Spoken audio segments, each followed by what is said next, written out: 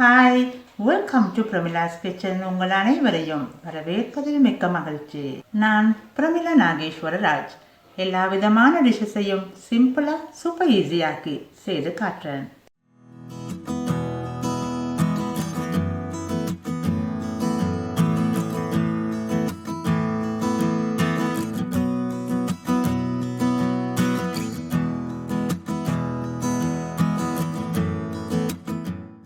இந்த பல வடை எப்படி செய்கிறதுல கடலைப்பருப்பு ஒரு 100 கிராம், இந்த பாசிப்பருப்பு அது ஒரு 100 கிராம், அதோட ஒரு ஆப்பிள் ஒன்று, பியர்ஸ் அதாவது பேரிக்காய் அது ஒன்று, மிளகு ஒரு 1/4 தேக்கரண்டி, இஞ்சி ஒரு சிறிய துண்டு, உப்பு தேவையான அளவு, அதோட எண்ணெய்.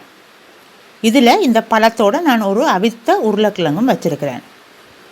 இந்த கடலைப்பருப்பு மற்றும் பாசிப்பருப்பை ஒரு மணி நேரம் ஊற விட்டு அதை ஒரு பிளெண்டரில் போட்டு அதோட இஞ்சி மிளகு உப்பு சேர்த்து அதை நல்லா அரைச்சி எடுத்துக்கொண்டு இந்த துருவின உருளைக்கிழங்கை அதில் போட்டு வெட்டி வச்சிருக்கிற சிவத்த ஆப்பிள் அதோட இந்த பேரிக்காய் அதாவது பியர்ஸ் அதையும் போட்டு நல்ல வடிவாக பிணைஞ்சு எடுத்துக்கொண்டு இந்த வடையை தட்டி நான் அதில் ஒரு சின்ன பன்னீர் வச்சு இதை சுட்டெடுத்தேன் எண்ணெயில். பன்னீர் இல்லாட்டி நீங்கள் அதை தவிர்த்து கொண்டு கூட செய்யலாம்.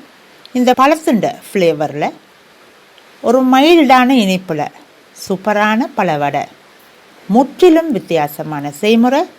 இதை நான் இந்த ஃப்ரூட் சட்னி, இந்த சாஸ் செக்ஷனில் பார்த்திங்கன்னா ஃப்ரூட் சட்னி இருக்கும், அதோடு சாப்பிட்டால் நல்ல சுவையாக இருக்குது. தனியாக கூட சாப்பிடலாம், அவ்வளோ நல்லா இருக்குது. நீங்களும் வீட்டில் ட்ரை பண்ணுங்க இந்த பழ வடையை.